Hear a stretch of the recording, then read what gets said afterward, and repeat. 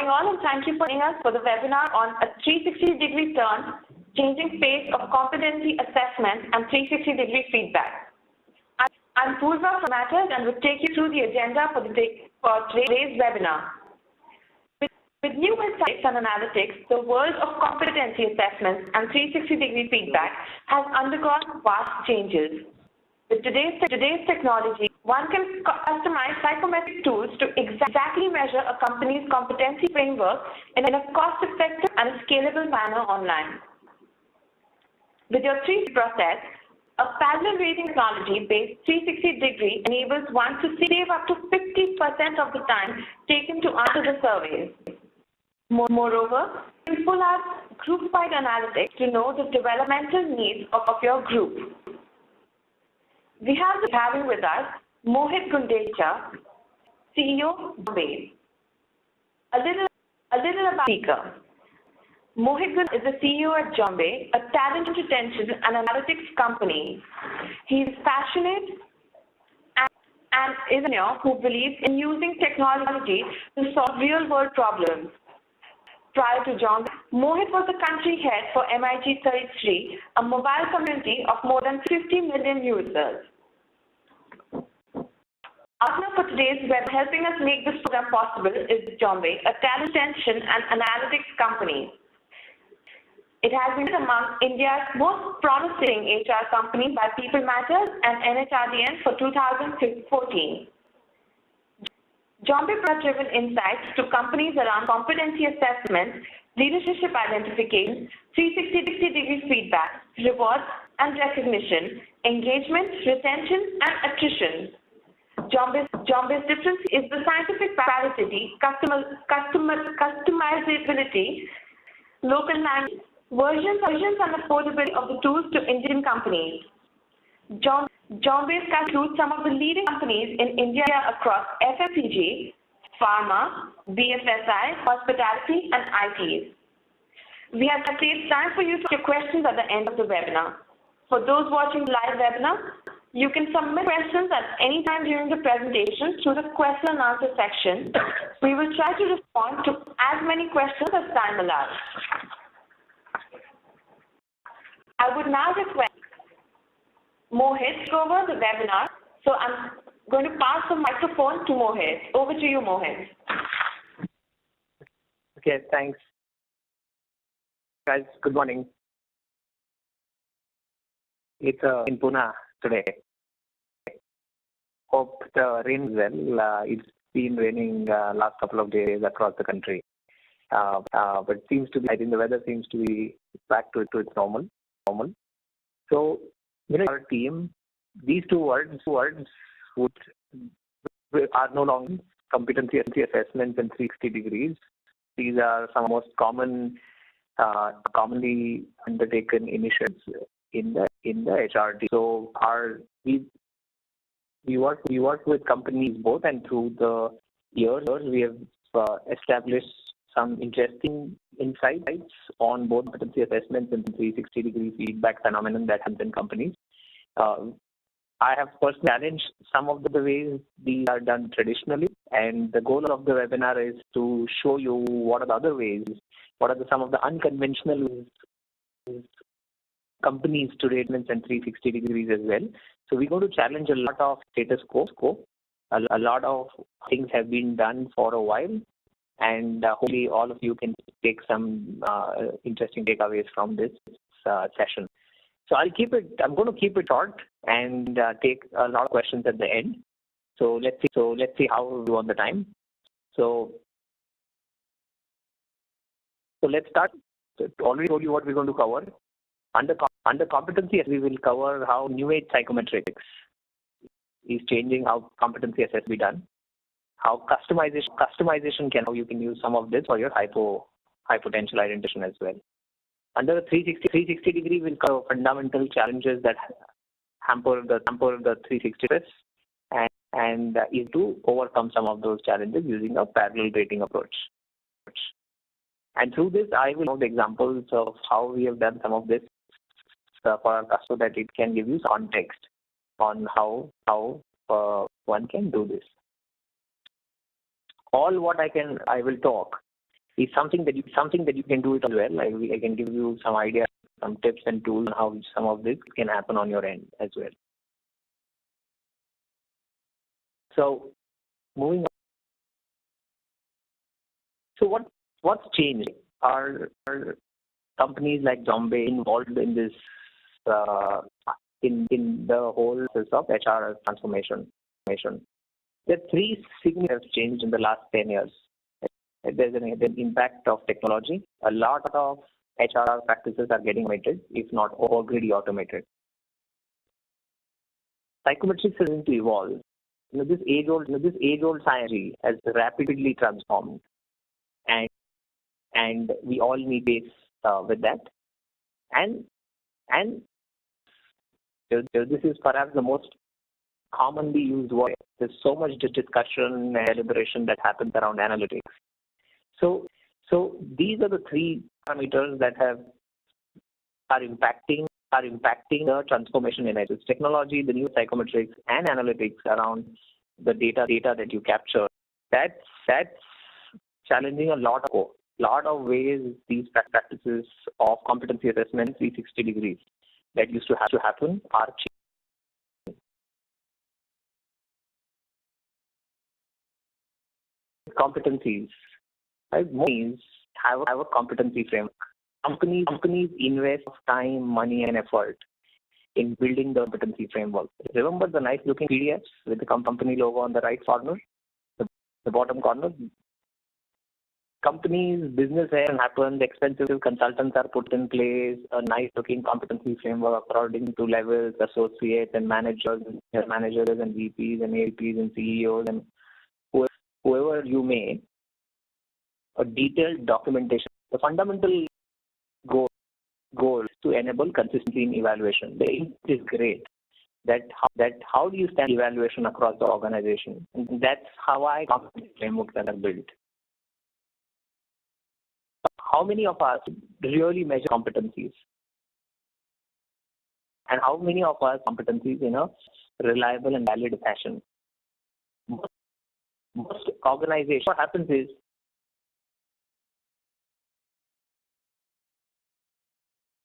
so what you do, right? We all know that if you have a nice-looking PDF or nice-looking competencies on your notice board, and nobody does anything, or it could be values as well, they don't matter. Companies are changing the way managers used to do the competency assessment. There was a list of competencies, and it was all the onus was on the manager. While some of them really do their job well, not all of us in this country are enabled to do these competencies assessments in the way they should be. It becomes the HR tick mark, form gets filled, and life moves on. So how companies facing challenge in measuring these competencies? The competencies, whichever companies you go, there could be some or the other difference, but the competencies predominantly are very, very similar. So why as a company, why as a HR team, we not able to help our business leaders measure these competencies as well? Fundamental challenges with some of the traditional tools that we all have come across. The framework of a company needs to be measured as is, because that's how then you can drive that language across your organization. But many of the shelf tools that are available around the world can be customized to your competence framework. Either one has to use which may not exactly reflect what you want to measure, and makes it a challenging task for you to actually show competencies on the report when you give it to your people. And if you were to use the off-the-shelf psychometric tools, then you have to download those reports, convert those scores of those reports into your competency framework. And it's a very time-consuming and tedious exercise, which most companies do. The first challenge off-the-shelf tools, not very easy to customize. I think often companies measure competencies via assessment centers. But how how many people you get through the assessment centers. A very tiny portion of your total human capital goes through an assessment center, because obviously the assessment center is expensive. You have to do all the logistics around it. Only some of your high potential can go through it. What about measuring competencies of your entire organization? How do you, if you were to measure competencies of only your high potential, why even do a organization-wide competency framework, right? So either people this problem of customizing the tools that are available, or the other problem that I spoke to you about through assessment centers. So now, how do you, if you were to measure the competencies across your organization, what kind of tool can really help you measure the competencies that you measure? Typical trait-based tools can help you customize that tool. There are two types of psychometric tools. One is a trait-based tool and a type-based tool. So MBTI would be a type-based tool. That you get the NTJ or whatever you may have. You cannot customize a type-based tool. A trait-based tool can be customized. A trait-based tool, standardization done at the trait level. So where these traits, let's say what you see on the screen, let's say you want to target-oriented, persistence, and emotional control, and risk-taking, and smart problem-solving. You can literally pick and choose from a trait-based tool and measure only those traits that correspond to your competency framework. And I'll show you how as we move along. In a trait-based tool,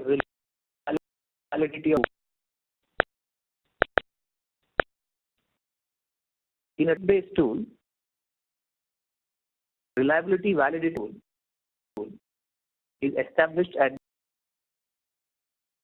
So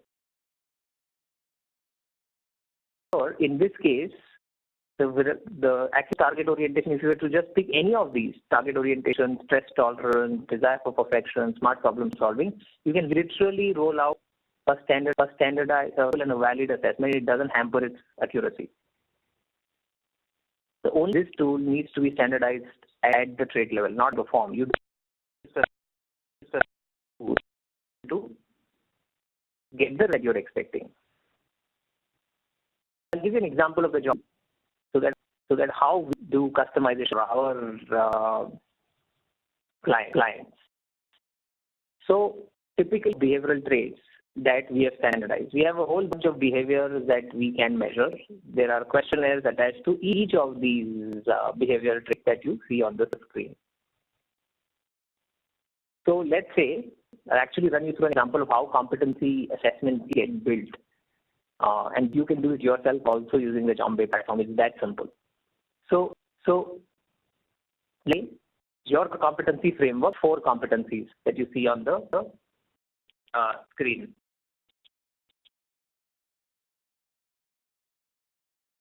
So one is personal execution excellence, third is manageable, and fourth is strategic decision making. So those 4 competencies, typically 6, at times 7 competencies as well, but let's take a competency framework which has 4 competencies.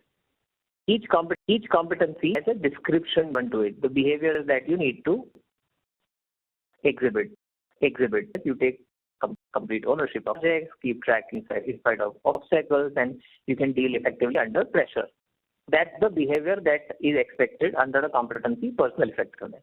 Now let's how you can build a competency assessment for this. So let's take one of these. We'll take execution excellence. Now what happens?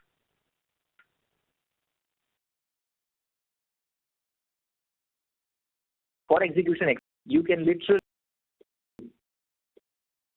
get like Jombay, where reliability is established at the trait level, and based on what the behaviors that are described under this competency, execution excellence, you can pick and choose traits that map this competency. So to measure execution, you will need to measure for planning and prioritization, target orientation. That's it.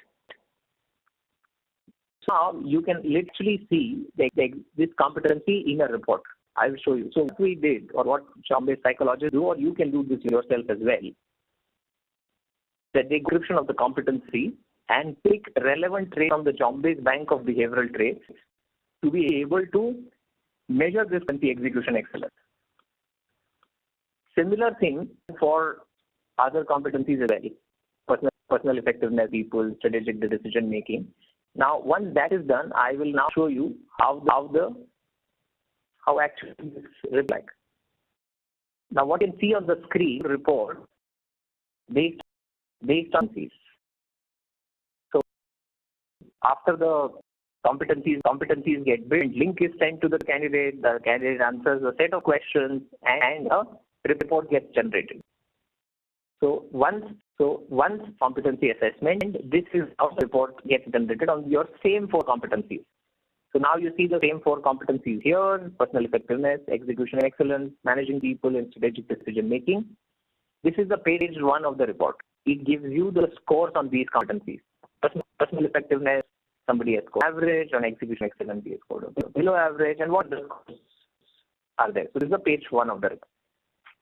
Now page 2 tells you under competency what were the traits that were measured. So under personal effectiveness, 1 we measured tolerance, persistence, responsibility of outcomes. The green is the area of strength, the orange depicts the area of improvement. Simple report. Your line managers can also understand this. You don't need to be a psychologist or a certain professional to be able to understand these reports. So even execution excellence. Now, what are the traits that are measured? Foresight, planning, and prioritization. So whatever you saw in the mapping, now you can see it in the report. The 3 of the report. Page 3 of the report. How far is the person from the desired range? This responsibility of outcomes. This person has scored on the lower side, and his desired range is this blue bar. He has not scored in the desired range.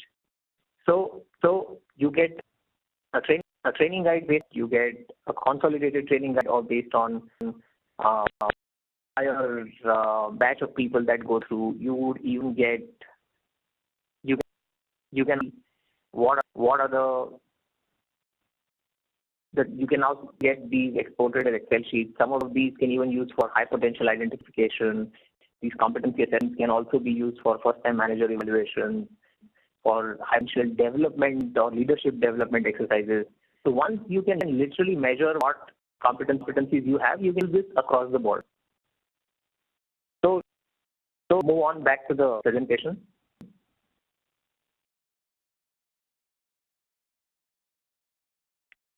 Coming back to the presentation on your screen. So I told you the advantage. You can beat them competencies. As I was saying, companies spend a lot of effort in making the competency framework, and companies want to drive down the same language and the importance of the competencies down the line. If you don't know those competencies, people don't remember. If you ask just simple 2 questions to people. Do they know the company, and do they know the competencies that they are supposed to exhibit in their role? I am telling you, 9 of 10 people will not remember the competencies because they never measured, nor a report was shared with them on what the competencies and where they stand. Moment you make it matters to people, and they will start subconsciously in those competencies. So you can now measure your competencies. You can actually see them in their report. You no need to force feed, no manual effort involved, and you can now use across the organization. The competency framework finally will get out of the PDF or the PPT that it has been staying in for a while. And if you want to see how it works in your context, feel free to share your competency framework with me on my email address, mohit@jombay.com. My team can actually show you a similar sample report based on your competencies. So you can literally see how your competency framework-based report will look like, and we can share some trial links also with you, which you can trial out in your entire organization if you like. So now moving on, let's move on to the topic, which is the 360-degree. Right, this is one of the older tools that have been one of the most mature processes in several organizations. 360-degree has been an aspect for me personally. So when we decided to 360-degree tool, we interview people who have been part of 360 processes, and we heard to them more often. One was it's a long, tedious, and boring process. I have to answer the same questions for 10 different people. I get bored and fatigued. consistent, and I'm sure all you as folks would know that how hard it is to keep them reminders to get them complete the 360-degree surveys. People just hate filling those many surveys. And second, we kept hearing was when I answer the first survey, I am fine. When I answer second survey, I have a doubt. Was I a bit too strict with the first guy? Am I being too lenient with this fellow? By the time I go to fifth survey, I'm completely lost. And I randomly answer a lot of haphazard comparison that goes in my mind. So those are the two, being long and haphazard comparison, were distant problems that we saw. Then we researched what these problems caused. So we came across a theory, social comparison theory. That theory, human tendency to rate an individual with reference to another person. It says that human beings rate an individual with reference to other person if they have to rate multiple people. In that, people do a lot of hard comparison. You want it or not, a lot of comparison happens when people have to answer one after other on a 360 survey. So we were trying to figure out this problem. What can reduce the haphazard comparison that happens when I do so many surveys? So we came approach that has worked very well, which you can see on your screen, not visible. But what I can tell you is the parallel approach allows you to answer the question for all people in one scene. Let's say 5 people report you, and you have to answer a question. How often does the person go out of the way to help others? Now on the screen, you can answer for Prakhar, Chandrakant, Anuja, Amruta, and Nikhil in one go. One question, all people to you. And no ranking. You can rate them all 5 on 5. Nobody stops you from that. This is a path-breaking approach, and this has really revolutionized a lot of ways the 360-degree happens in several companies.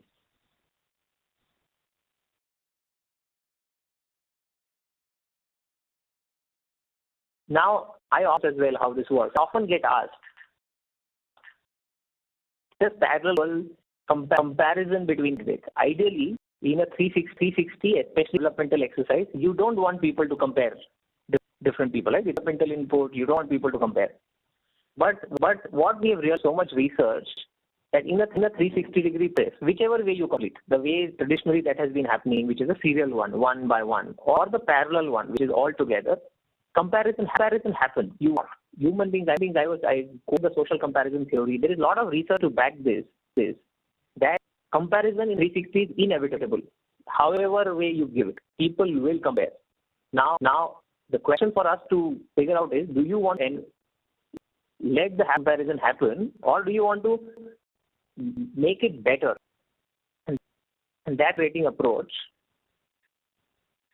where you can rate all people that report to you in one go, it reduces your time and fatigue. It increases your accuracy, and you are in the mood, same context, you're answering for the same people together, you are in the same context of the competency. This enables a fair, uniform comparison for other, in case if people compare. Otherwise, anyway, no ranking, you can rate everybody 5 on 5 or 4 on 4. Nobody forces you to rank these people. So this is transforming. I see rapidly organizations I know adopting this approach of parallel rating, and in a couple of years you will see most of the companies around the world will adopt the parallel rating approach on a 360. So let me show you, after somebody completes this, how a report for a 360-degree comes out. Can you go to the report?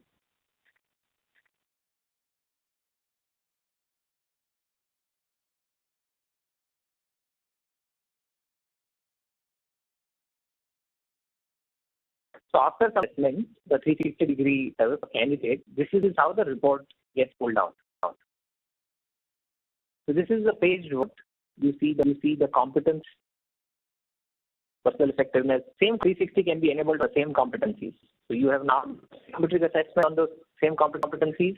You can Now do a 360 same competencies. Now what this report shows you is was your self-rate and what was the rating by your stakeholders. What is the perception gap? See, the blue is set, the violet is the stakeholder, and you see the perception gap here. Very simple first page of the report. What summary is, what is your score, what is the stakeholder score for you, and what is the perception gap.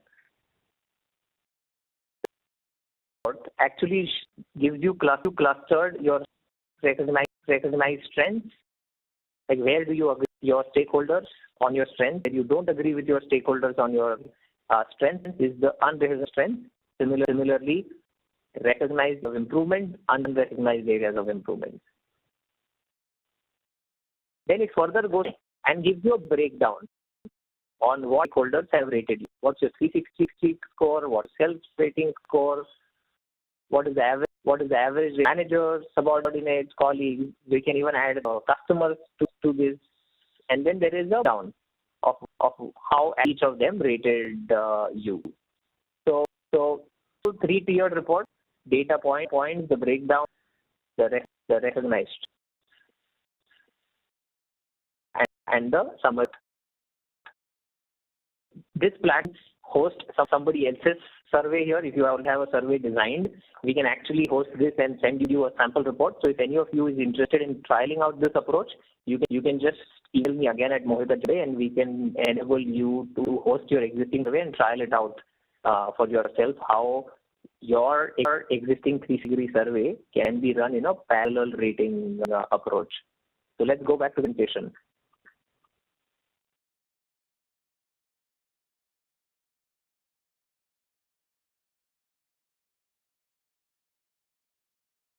Yeah, I think pretty much done.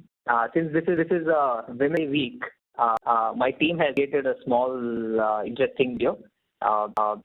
So I would like to play that and then we can take questions. It's a 2-minute long video. I am sure some of you will connect to the video quite a bit. So it's a quick video and then we'll start the Q&A.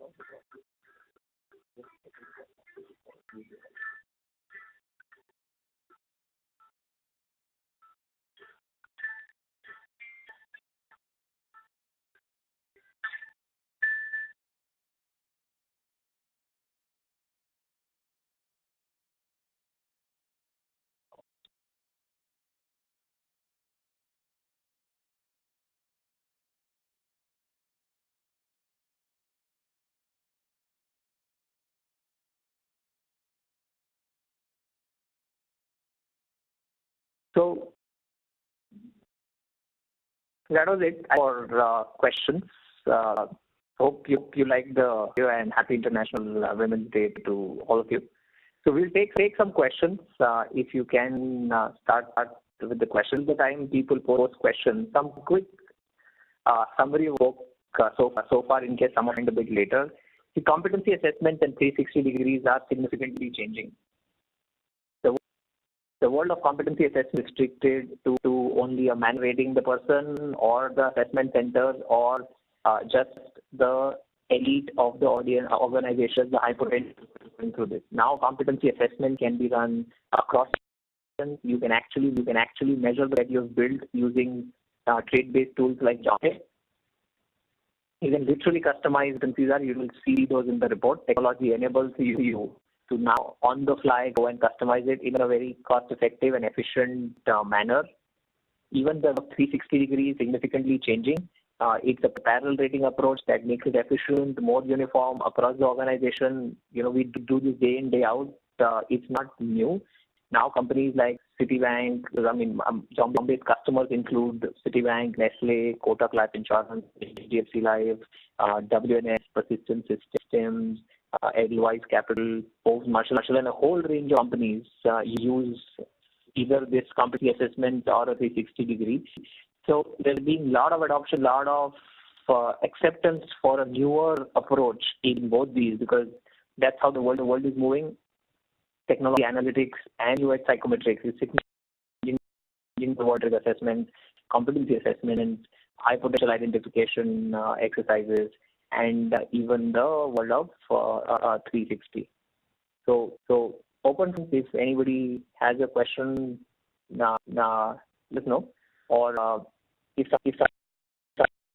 this video or how we can share this on as well to you. Yeah. So open for questions. Thanks so much for such an insightful session, and obviously that's really nice video that you just shared with us on for Women's Day. We do have a couple of questions here. So the report that you just shared. So one of our attendees asked that how are the questions designed for these reports that you just shared on? Right. See, the questions designed for each of the behavioral traits that has been designed to all that you saw. So let me one thing.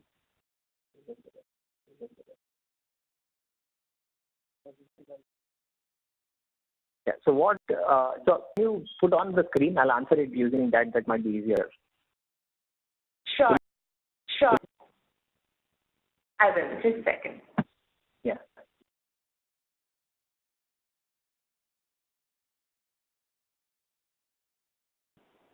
Yeah. So move right. Yeah. So what happens is like this. Under C, there are several behavioral traits. It's about data-driven, stress tolerance, risk taking. For each of these behavioral traits, a set of questions is already designed and standardized. So the reliability, validity, norming of these traits is already done.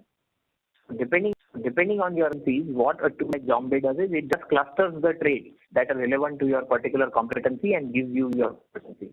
So these questions are already designed, standardized. Yeah, Purva, can we shift to the next? Thank you. So we have another question from another listener. So they say that MBTI, as they understand, cannot be used for assessment. Is that correct? No, that's not. I didn't say that. What I said was MBTI can customize to your competency framework. It has to be administered as is. It's a type-based tool, of course, a global tool. But that's not. If you want to measure your competency, you cannot customize it as is. Use it as is. It is a type-based tool. You will not get the report in the format of ENTJ or other combinations. So you cannot customize competency framework. Absolutely. Right. Yes. Yeah, we can. Right. So we have another question. How do you account for the fact that the same competencies such as persistence may be different things in different organizations, may mean different things in different organizations. Yes. So, for each persistent, there are primary and secondary indicators. The organization's context is, we pick the relevant data out of those indicators and then configure it for the organization. So we take into account the context.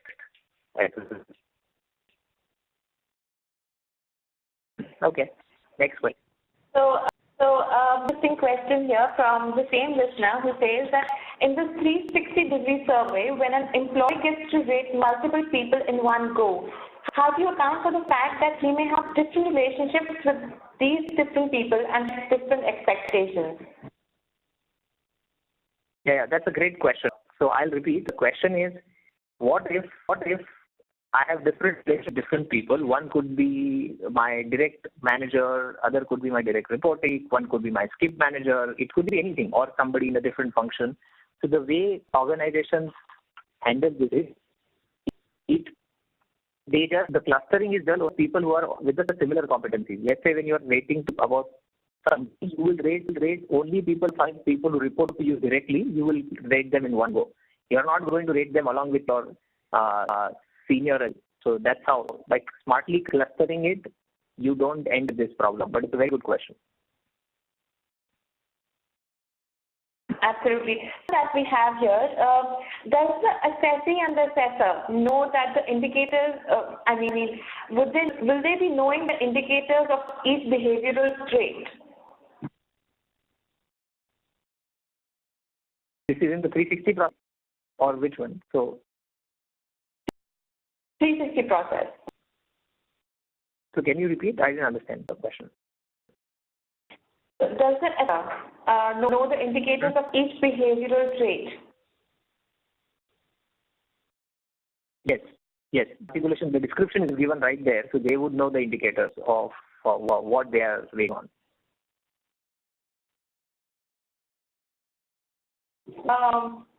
The next question that we have is, how soon do you think bell curve will be replaced by a 360-degree and why? So debate on this topic, I do see people replacing the bell curve by a future predictive analytics model.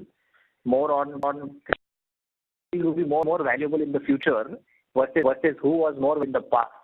What I'm seeing organizations moving towards is to predict the future and do a bell curve, more than bell curve, it is about of more value in the future, and I will reward those people from now so that I can retain them. So that's how I see this work 360 also evolving. Who want some feedback?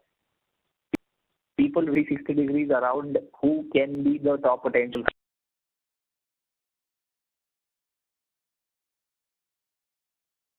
Yeah. Yes, Great.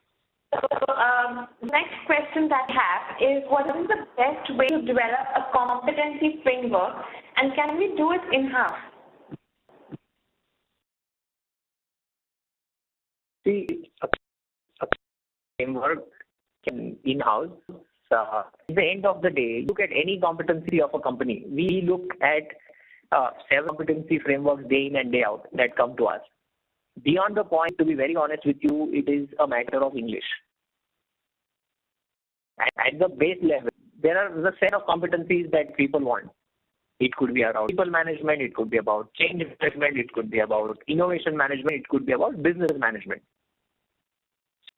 So there are competencies that are available with you, with your consultants or who you may have. You can definitely the competency framework in-house. There are several companies I know of who do it in-house.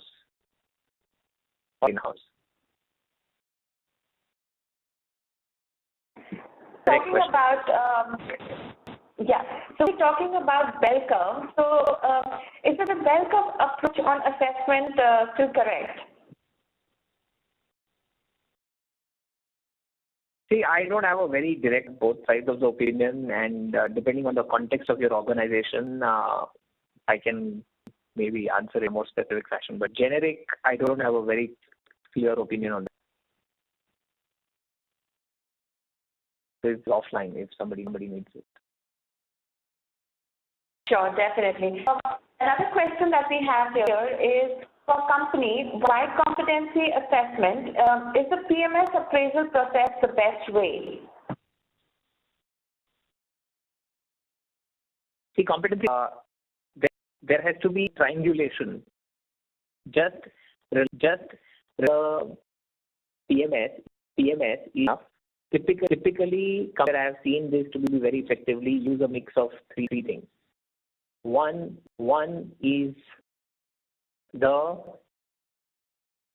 metric tool or the complement tool, a third-party scientifically validated tool measures the person on particular competencies. Then, to take human element into account, a 360-degree around the same competencies is enabled, so that you can triangulate this along with the other performance inputs that you have about the person to come up with where the development areas of this person is, what his future roles could be, easier, high potential, not high potential. All of this can be triangulated. So one of this is not enough.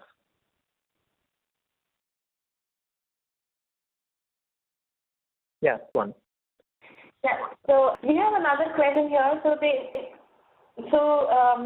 This now wants, if you can explain it more about the difference between type-based and trait-based competency frameworks.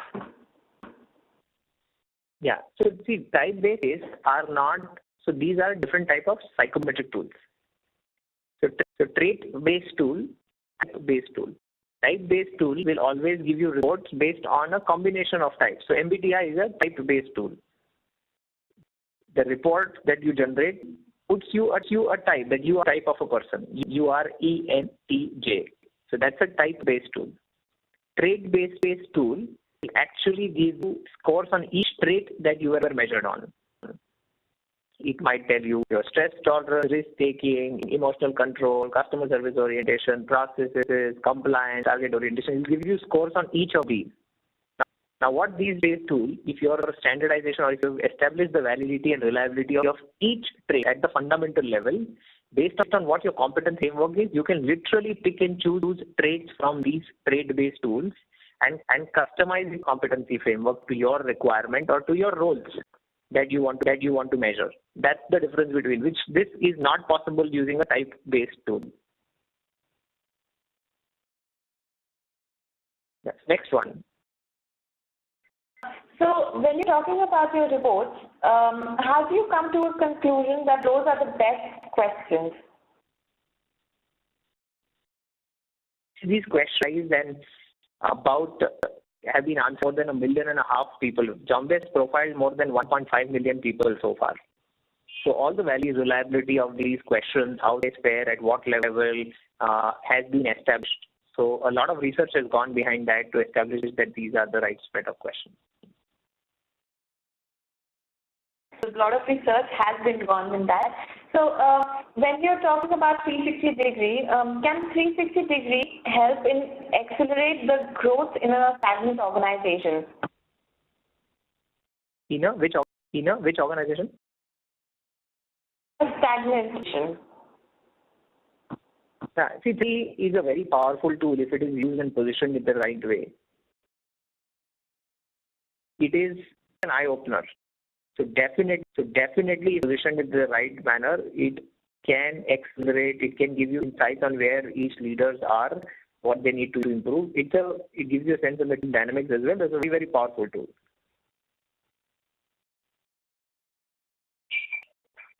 Great. So a lot of questions about your report, Mohit. So if tests are customized one, how can the same set of questions be used for different companies for different sectors? How can we? So same set of questions be used for different companies from the different sectors. Yeah. So at the end, it's human behavior. So customization has context. Of what do you want to measure in your context? And it's human behavior. So these are agnostic to an industry. However, depending on, so the customization happens to what your company wants to measure. If you want to measure stress tolerance being under what's your competency, it will get measured that way. So So it's not the question about what behaviors you want to measure. We exactly behaviors. And in that case, if the way you have defined is different from another company, of course the questions will be different. Good. Great. Again, based on your reports only, then one of the attendees says that they can see only the higher level traits. As per the rating provided, the description he feels is missing there. No, it didn't show all the details. I can share a report with you guys. The description is also there. So I think then we can have offline. Then in that case, we would take the question off. Yes. So one of our they say that we have can we have a specific set of questions for assessments of behavioral traits? Yeah, that's how it is right now. Super. Specific I can send for all of you guys. What I can do is I can just send you for all the participants. I'll enable a free trial for you guys. You can actually go and take an assessment and questions for yourself, how it works, and we can share some sample reports with you. Another question that we have is a specific parameter on the basis of which we can assess the behavior of employees. Is there a specific parameter? Or based on what goals you are trying to measure, you can get parameters that matter to the role.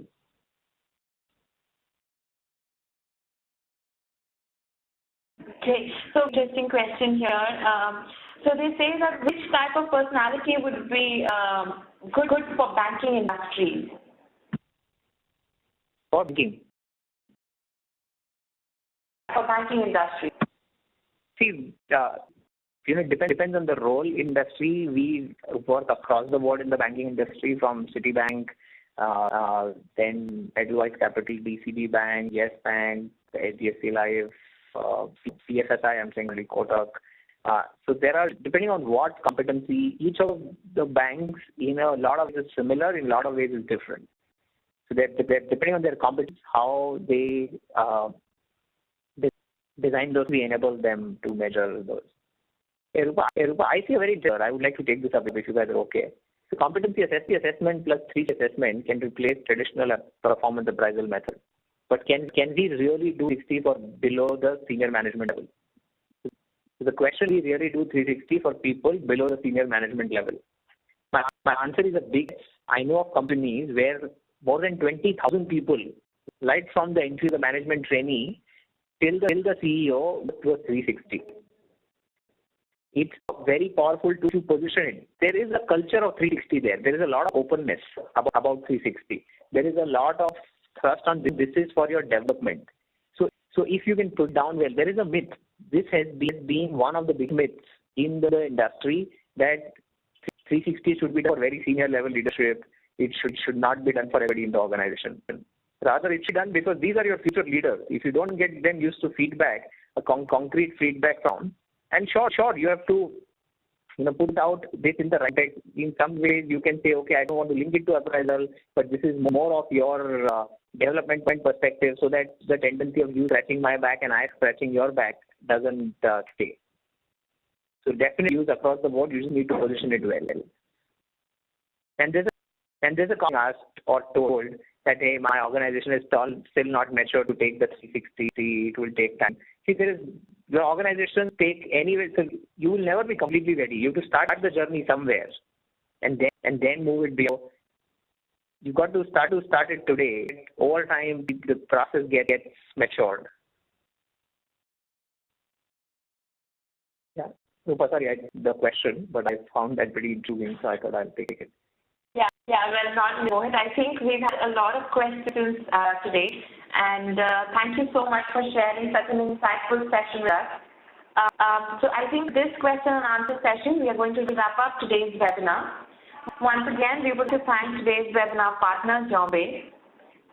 Finally, a very special thanks to Mohit, the speaker for the webinar, for his time and invaluable information that he has shared with us today. And I would like to thank everybody in the webinar audience for participating in today's presentation. We will come back to you with many more. With that, it concludes today's webinar. Thank you and have a great day.